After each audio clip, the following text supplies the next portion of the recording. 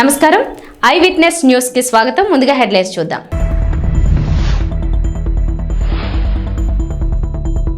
కేంద్రానికి చంద్రబాబు సర్కార్ special request, CS పదవీ కాలం పొడిగించాలని వినతి.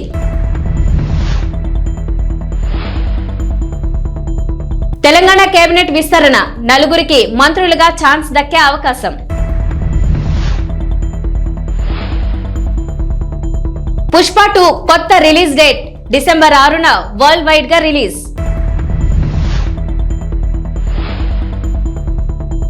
తెలంగాణకు రెయిన్ అలర్ట్, పలు జిల్లాల్లో భారీ వర్షాలకు ఛాన్స్. ఆంధ్రప్రదేశ్ ప్రభుత్వ ప్రధాన కార్యదర్శి నీరబ్ కుమార్ ప్రసాద్ పదవీ కాలం పొడిగించాలని నిర్ణయించారు ముఖ్యమంత్రి నారా చంద్రబాబు నాయుడు. నీరబ్ పదవీ కాలాన్ని 6 నెలలు పొడిగించాలని కోరుతూ ఈ మేరకు కేంద్ర ప్రభుత్వానికి బుధవారం లేఖ రాశారు.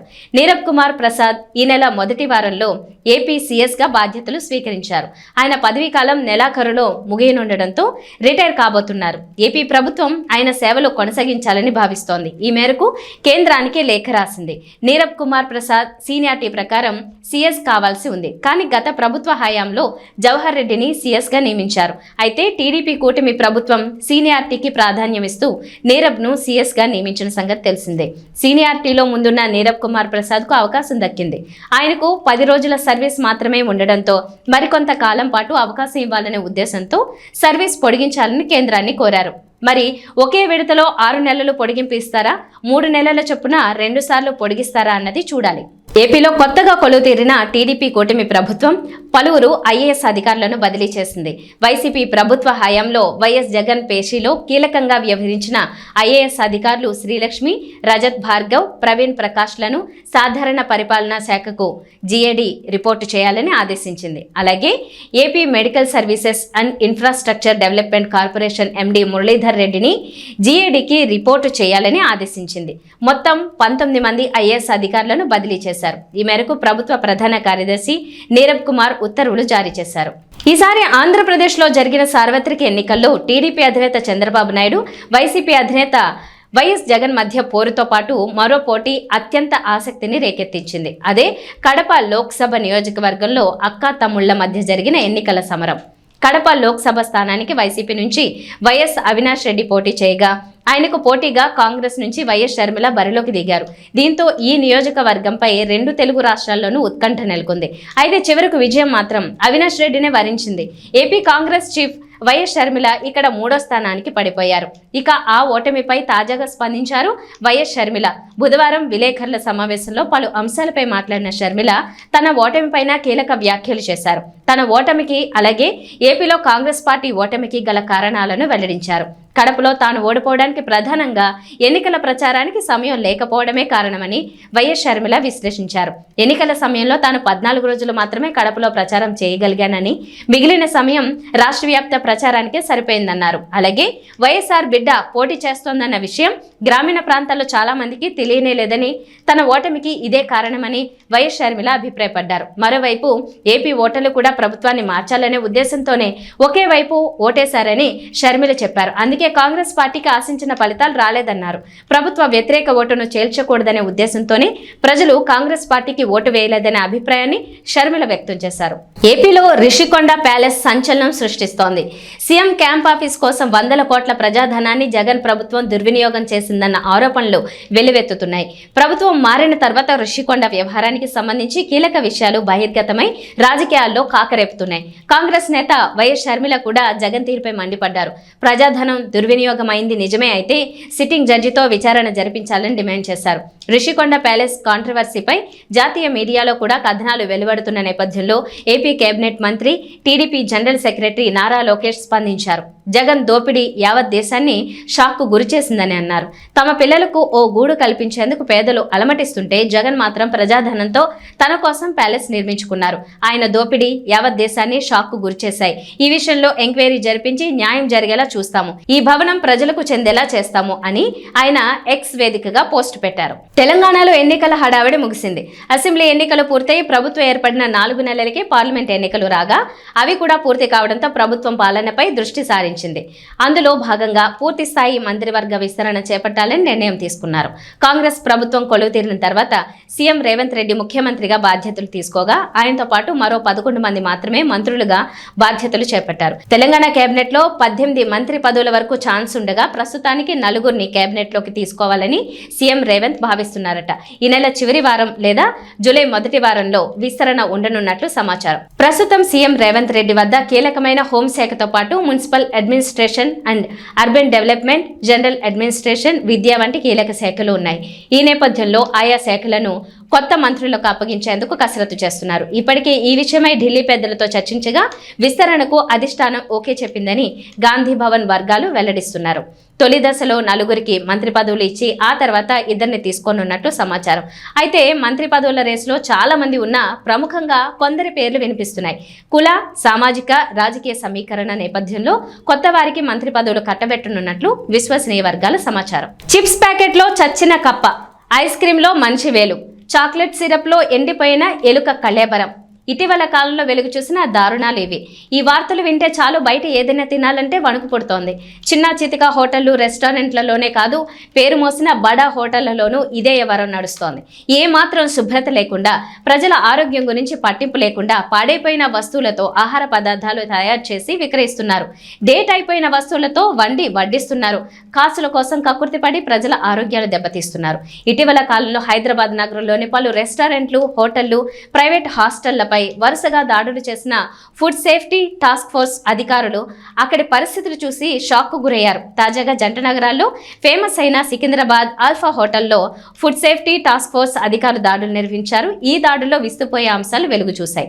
నాసిరకం వస్తువులతో పాటు కిచెన్ లో అధ్వాన్న పరిస్థితులను అధికారులు గుర్తించారు. పాడైపోయిన మటన్తో బిర్యానీ తయారు చేసి వండి పెడుతున్నట్లు తనిఖీల్లో బయటపడింది. ఫుడ్ తయారు చేసి ఫ్రిడ్జ్ లో నిల్వ ఉంచుతూ ఆర్డర్ల మేరకు అప్పటికప్పుడు వేడి చేసి కస్టమర్లకు అందిస్తున్నట్లు తేలింది. ఐకాన్ స్టార్ అల్లు అర్జున్, దర్శకుడు సుకుమార్ కాంబినేషన్ లో వస్తున్న చిత్రం పుష్ప 2. ఈ సినిమా కొత్త రిలీజ్ డేట్ ను చిత్ర బృందం నేడు ప్రకటించింది. డిసెంబర్ 6న వరల్డ్ వైడ్ గ్రాండ్ గా రిలీజ్ అవుతుందని వెల్లడించింది. ఈ మేరకు hero Allu Arjun release date poster ను సోషల్ మీడియాలో పంచుకున్నారు. తలకు కట్టు, చేతిలో సమురాయి ఖడ్గం పట్టుకున్న అల్లు అర్జున్ ను ఈ పోస్టర్ లో చూడొచ్చు. అల్లు అర్జున్, రష్మిక మందన్న జంటగా సుకుమార్ దర్శకత్వంలో వచ్చిన పుష్ప చిత్రం ఎంత పెద్ద హిట్ అయిందో ప్రత్యేకంగా చెప్పనక్కర్లేదు. దాంతో పుష్ప 2 పై భారీ అంచనాలు నెలకొన్నాయి. ఇప్పటికే ఈ సినిమా నుంచి వచ్చిన పాటలకు, టీజర్లకు విశేషమైన స్పందన లభించింది. వాస్తవానికి పుష్ప 2 చిత్రాన్ని ఆగస్టు 15న విడుదల చేయాలని చిత్ర బృందం భావించింది. అయితే అదే రోజున Ram Pothineni double smart release అవుతోంది. దాంతో పాటే మరికొన్ని బాలీవుడ్ చిత్రాలు కూడా అదే రోజున ప్రేక్షకుల ముందుకు వస్తున్నాయి. అందువల్లే పుష్ప 2 రిలీజ్ డేట్ వాయిదా పడినట్టు టాక్ వినిపిస్తోంది. ముంబైలో కల్కి ప్రీ రిలీజ్ ఈవెంట్ ను గ్రాండ్ గా నిర్వహించింది మూవీ టీం. ఈ ఈవెంట్ కి అమితాబ్ బచ్చన్, కమల్ హాసన్, ప్రభాస్, దీపికా పదుకొనే హాజరయ్యారు. ఇక ఈ ఈవెంట్ ను హీరో రానా హోస్ట్ చేశారు.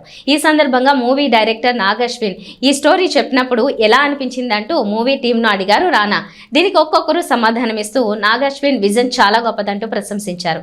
ఇక ప్రెగ్నెంట్ గా ఉన్నప్పటికీ ఈ ఈవెంట్ కి దీపిక హాజరవ్వడం విశేషం. అయితే దీపిక స్టేజ్ మీదకి వచ్చేటప్పుడు చేయి పట్టుకుని మరీ ప్రభాస్ జాగ్రత్తగా తీసుకొచ్చారు. ఇక ఈ ఈవెంట్ లో ప్రభాస్ ను ఓ రేంజ్ లో ఆట పట్టించారు బిగ్ బి. ఇదే ఈవెంట్ కి మెయిన్ హైలైట్ అయింది. ఈ ఫోటోలపై ఓ లుక్ వేయండి. రాష్ట్ర సాంఘిక సంక్షేమ శాఖ మంత్రిగా బాధ్యతలు చేపట్టిన తర్వాత మొదటిసారిగా జిల్లా అధికారుల పరిచయ కార్యక్రమంలో పాల్గొన్నారు మంత్రి డోలా శ్రీ బాలవీర ఆంజనేయ స్వామి. ఒంగోలు ప్రకాశం భవనంలోని స్పందన సమావేశ మందిరంలో ఏర్పాటు చేసిన కార్యక్రమంలో మంత్రి మాట్లాడుతూ కొత్త ప్రభుత్వం విధి విధానాలలో చాలా మార్పులు ఉన్నాయని, అధికారులు వాటిని గమనించి గత ప్రభుత్వ పథకాల పేర్లు మార్చడం జరిగిందని, కానీ కొంతమంది అధికారులు పాత పథకాల పేర్లను కొనసాగిస్తున్నారని, వాటిని మార్చి స్థానిక ఎమ్మెల్యేల సహకారంతో కొత్త ప్రభుత్వం ప్రవేశపెట్టిన పథకాలను ప్రజల్లోకి తీసుకువెళ్లాలని, గత ప్రభుత్వ నిర్వాకంతో ప్రకాశం జిల్లా 5 సంవత్సరాలు వెనుకబడిపోయిందని, జిల్లాను అభివృద్ధి పరంగా, సంక్షేమ పరంగా ముందంజలో నిలపాలని, అందుకు అధికారులు నిబద్ధతతో పనిచేయాలని సూచించారు. ఈ కార్యక్రమంలో మంత్రి డోలబాల వీరాంజనేయ స్వామితో పాటు ఎంపీ మాగుంట శ్రీనివాసరెడ్డి, జిల్లా collector AS Dinesh Kumar, SP Garud Sumit Sunil, జిల్లాలోని వివిధ నియోజకవర్గాల ఎమ్మెల్యేలు, ఇన్ఛార్జీలు, వివిధ శాఖల అధికారులు పాల్గొన్నారు.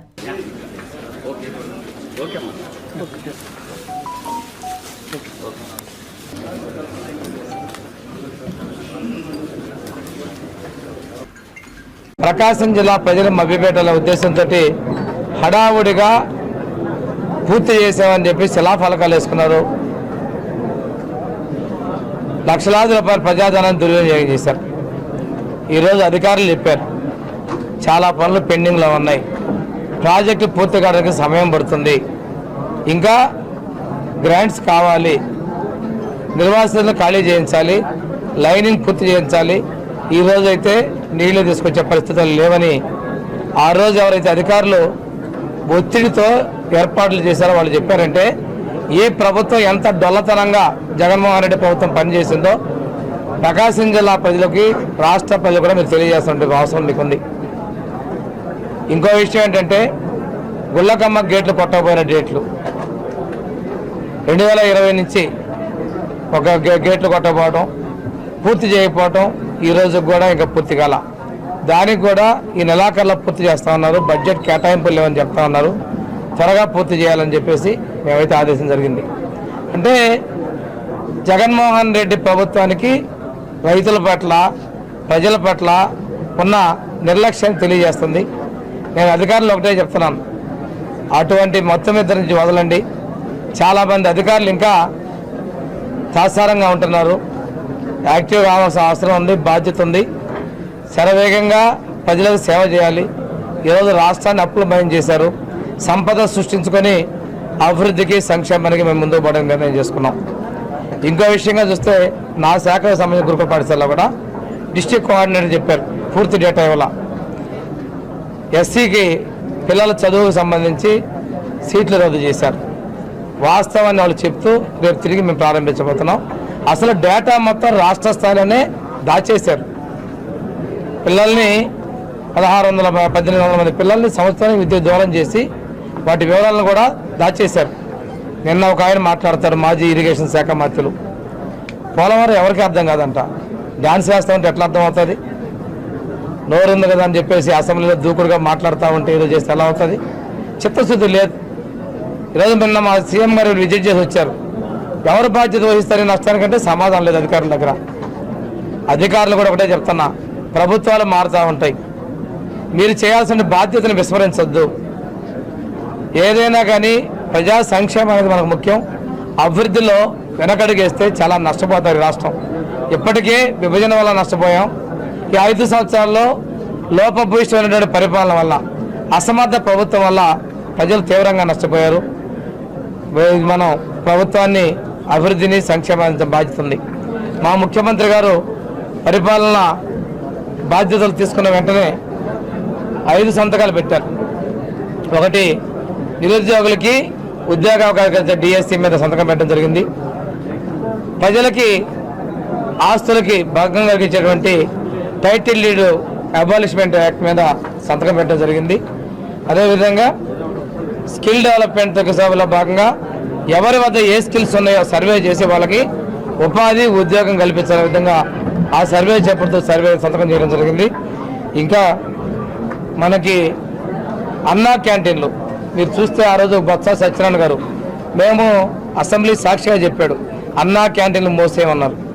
నేను మా పాలకొల్లు ఈరోజు మంత్రి గారు, జలశాఖ మంత్రి గారు మేము చెప్పాం, మీకు ఇష్టమైన పేర్లు పెట్టుకోండి, కానీ అన్నా క్యాంటీన్ పేదలకు అన్నం పెట్టమంటే సభను తప్పుదోవ పట్టిస్తూ మాట్లాడాడు. ఈరోజు అన్నా క్యాంటీన్లు కూడా తెలిసి పేదలకి పట్టిన అన్నం పెట్టేది కూడా మా ప్రభుత్వం నిర్ణయం తీసుకున్న త్వరలో ప్రారంభిస్తామని కూడా తెలియజేసుకుంటూ, అదేవిధంగా మేము ఏదైతే పెన్షన్లు ఎన్టీఆర్ భరోసా నిన్ననే జీవో కూడా ఇచ్చాం. కొన్ని పథకాలు పేర్లు కూడా మార్చుతూ 1000 రూపాయలు పెంచుతూ 4000 రూపాయలు చేసి ఎన్టీఆర్ భరోసా పెన్షన్లు ఇస్తామని చెప్పడం జరిగింది. అదేవిధంగా మేము ఎప్పుడైతే ప్రకటన చేసామో ఏప్రిల్ నెల, ఆ రోజు నుంచి పెంచిస్తామంటే అపహాస్యం చేశారు. ఈరోజు అక్షర సత్యం చేస్తూ 7000 రూపాయలు జూలై 1వ తేదీన పెన్షన్దారులకు అందరికీ కూడా మేము పంపిణీ చేయబోతా ఉన్నాం. ఈరోజు మా ఎమ్మెల్యేలు నారాయణ రెడ్డి గారు, అదేవిధంగా అశోక్ రెడ్డి గారు చెప్పినటువంటి కొన్ని అవకతవకలు ఉన్నాయి.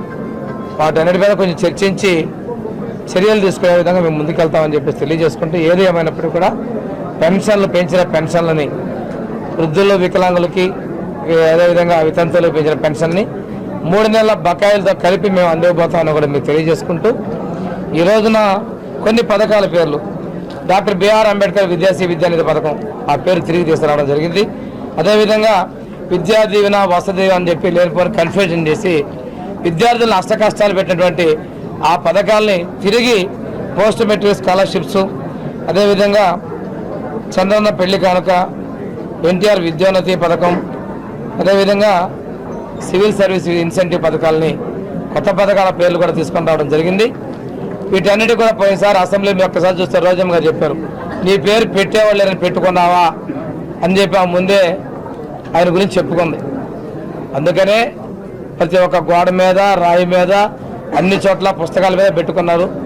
కానీ ప్రజల గుండెల్లో మాత్రం లేరు. పనిచేసే వాళ్ళకి ప్రజలు సమర్థిస్తామని తెలియజేసుకుంటూ ఈరోజు జిల్లా సంబంధించిన విషయాల్లో విద్యాశాఖ వాళ్ళ తరఫున, అదేవిధంగా వైద్య ఆరోగ్య విషయంలో డెంగ్యూ అటువంటి అంటువ్యాధులు, మనకి సీజనల్ వ్యాధులు వచ్చేటువంటి వాటి ఉన్నాయి.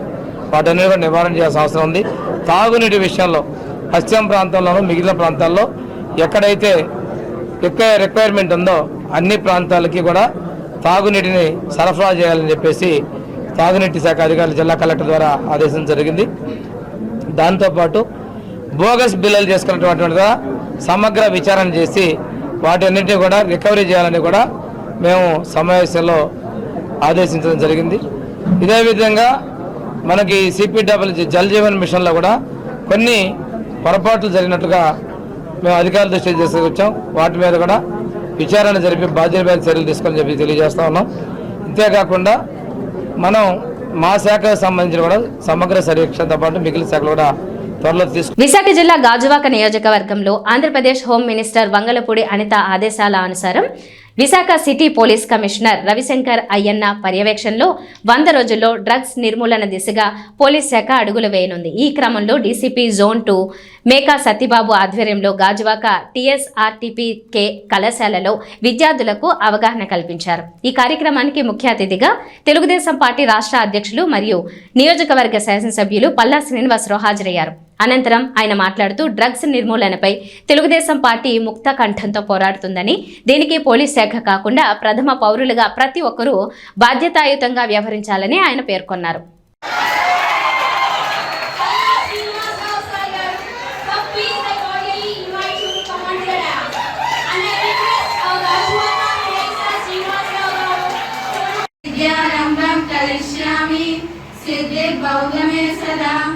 గురు బ్రహ్మ గురు విష్ణు గురు దేవో మహేశ్వరః. దేశం అంటే మట్టి కాదు, దేశం అంటే మనుషులు అని గురుదేవుడు అప్పారావు గారు ఎప్పుడు చెప్పారు. దేశం అంటే మనుషులు, మనుషులంటే మనుషులంతా ఆరోగ్యంగా. సత్యబాబు గారు, మా ఏసీపీ గారు ఆధ్వర్యంలో మేమంతా ఎవ్రీడే డ్రగ్స్ విషయంలో ఖచ్చితంగా యువతని, డ్రగ్స్ స్టూడెంట్ కానీ యువత కానీ దాని బారిన పడకూడదనే ఉద్దేశంతో మాకు, మా పోలీస్ సిబ్బందికి, మిగతా వాళ్ళందరికీ సూచనలు ఇవ్వడం జరిగింది.